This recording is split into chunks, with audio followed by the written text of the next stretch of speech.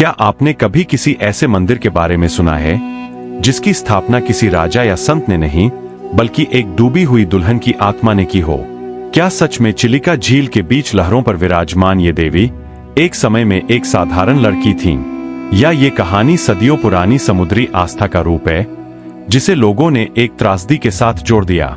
आज हम जानेंगे कालीजई मंदिर का सच, जहां लोककथा, इतिहास और विज्ञान तीनों एक दूसरे से टकराते हैं। चिलिका झील एशिया की सबसे बड़ी खारे पानी की लैगून। लगभग 1100 वर्ग किलोमीटर में फैली हुई ये झील ओडिशा के पुरी, खोर्धा और गंजाम 3 जिलों को छूती है।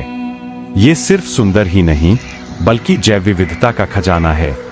यहाँ 200 से अधिक मछलियों की प्रजातियां, सर्दियों में आने वाले हजारों प्रवासी पक्षी जिनमें साइबेरियन पेलिकन और फ्लेमिंगो शामिल, और झील के चारों ओर बसे गांव जिनकी आजीविका पूरी तरह चिलिका पर निर्भर। लेकिन इस जलराशि के बीच एक छोटा सा द्वीप है, कालीजई द्वीप। यही है वो मंदिर जहां नाविक आज भी यात्रा शुरू करने से पहले माथा टेकते हैं। लोक कथाओं के अनुसार कई सौ साल पहले गंजाम क्षेत्र के एक गांव में जई नाम की लड़की रहती थी। वो सुंदर, मासूम और धार्मिक थी। उसकी शादी झील के पार के गांव में तय हुई। शादी के बाद विदाई का दिन आया। परिवार, रिश्तेदार, दूल्हे का घर, सब तैयार। जई नाव में बैठी ससुराल जाने के लिए चिलिका के जल में उतर गई। लेकिन आधे रास्ते में मौसम बदल गया। काले बादल, तेज हवाएं, लहरों की गर्जना और फिर एक तूफान। नाव पलट गई और जई गहरे पानी में समा गई। कहते हैं डूबते वक्त उसने मां काली का नाम लिया। तभी से लोग मानते हैं कि उसकी आत्मा देवी के रूप में इसी द्वीप पर बस गई। काली, देवी और जई लड़की मिलके बनी कालीजई। इतिहासकारों के पास जई के अस्तित्व का कोई लिखित प्रमाण नहीं। पुरातत्व सर्वेक्षण में इस द्वीप पर कोई प्राचीन शिलालेख या मूर्ति का पता नहीं चला जो जई की घटना को साबित करे। लेकिन भूगोलविद कहते हैं चिलिका झील पुराने समय में व्यापारिक मार्ग थी। यहाँ नाव दुर्घटनाएं आम थीं, खासकर बारिश के मौसम में। मछुआरों और नाविकों के बीच समुद्री देवी की पूजा पहले से प्रचलित थी।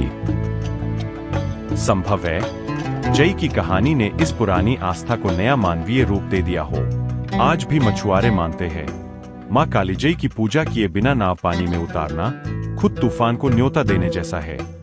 इसलिए सफर से पहले वो नारियल, फूल और सिंदूर चढ़ाते हैं। कई नाविक बताते हैं जब भी कोई बिना पूजा किए निकलता है अक्सर बीच में लहरें उग्र हो जाती है। वैज्ञानिक इसे मौसम का इत्तेफाक कहते हैं, लेकिन स्थानीय लोग इसे मां की चेतावनी मानते हैं। हर साल 14 जनवरी मकर संक्रांति के दिन यहाँ भव्य मेला लगता है।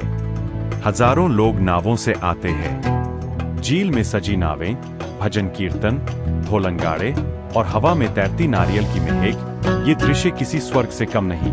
मेला सिर्फ धार्मिक नहीं बल्कि सांस्कृतिक उत्सव है। तो सवाल है, क्या कालीजई देवी सच में जई नाम की लड़की थी या वो सागर की प्राचीन देवी का ही एक नया नाम है? लोककथा और शोध दोनों का जवाब अलग है, लेकिन सच शायद इनके बीच कहीं है। आज मंदिर छोटा है लेकिन आस्था विशाल। सरकार ने यहाँ पर्यटन सुविधाएं जोड़ी है, पर गर्भगृह वही पुराना, देवी की मूर्ति, फूल मालाएं, जलती अगरबत्तियां और बाहर चारों तरफ लहरों का संगीत। चिलिका की लहरें आज भी कालीजई देवी की दास्तान सुनाती है। एक दुल्हन जो अपनी ससुराल कभी नहीं पहुंची लेकिन पूरे इलाके की मां बन गई। और जब नाविक तूफान में फंसते हैं तो उनकी पहली पुकार होती है, जय मां कालीजई। शायद यही वो आवाज है जो लहरों को भी शांत कर देती है।